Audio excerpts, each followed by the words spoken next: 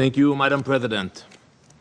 Before I start, I've listened to your speech very carefully, and you mentioned a future with no pain, no suffering, but you haven't mentioned one word during your speech, and I've listened very carefully. What about Hamas? You have to include in your speech a future for Gaza is a future with no Hamas. You cannot describe a world or a reality and not mentioning the reason why we are sitting in this room today, the brutality of Hamas and the pain that the people of Gaza are suffering because of Hamas. Madam President, today most of the members of this council failed. They betrayed their own principles, their responsibilities to the innocent, and their duty to uphold justice. The resolution brought before this chamber was not a path to peace. It was a roadmap to more terror, more suffering, and more bloodshed. Many of you attempted to pass this injustice. We thank the United States for exercising its veto, for standing on the side of morality and justice, for refusing to abandon the hostages and their families. The text ignored the suffering of the 101 innocent hostages still held by Hamas in Gaza. Had it passed today, this Council would have sent a message to the world that terrorists can act with impunity, that the United Nations will shield and surrender to murderers, rapists, and kidnappers, rather than holding them accountable. Last week, Sasha Trofanov should have celebrated his 29th birthday, surrounded by friends and family. Instead, he is being held by terrorist monsters who recently released a video showcasing his torture. Sasha is starved, his face bruised, his spirit crushed. Hamas doesn't just imprison, they torment, they dehumanize, they rejoice in their cruelty, and now they know that this council will do nothing to stop them. I would like to remind Ambassador Navzia that Sasha is a Russian citizen. He is included in the 29 nations which have citizens held hostage by Hamas, your citizens. Neama Levy, a bright young woman, just 19 years old, was taken and dragged into hell. Neama volunteered at a kindergarten for refugees, bringing light and love to children in need. You have seen the horrible images. Her ankles cut, her sweatpants soaked in blood. Neama's innocence, her humanity, her dreams, all stolen by Hamas. And today, someone in this council told her family that her life is not worth enough to demand her freedom.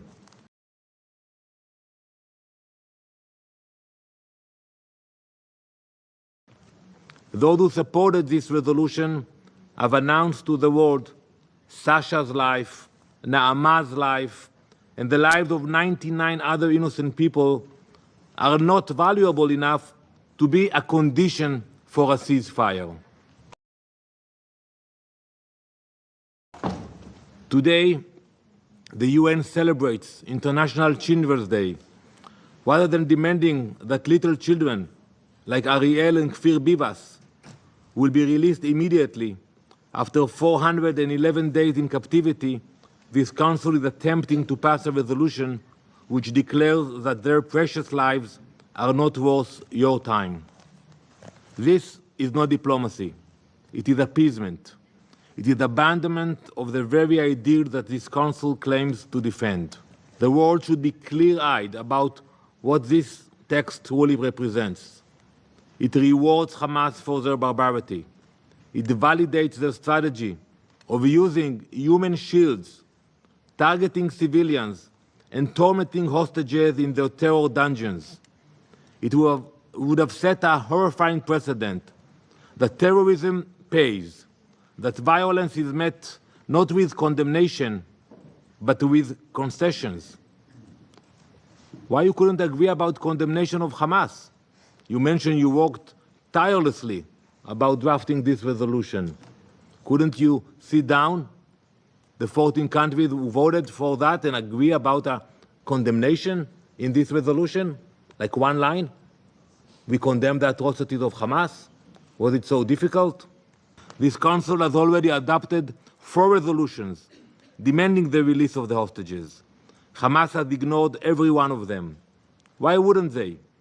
They have faced no consequences for their crimes, no repercussions for their atrocities, no accountability for their barbarity. Madam President, the loss of civilian life in Gaza is a tragedy, but it is a tragedy authored by Hamas. They started this war. You have to say it. You have to say that they started on October 7th. We are not here because we wanted to be here.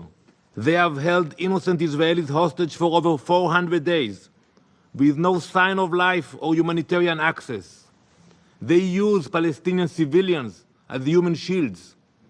If this Council fails to place the blame on the terrorists, it only emboldens them further.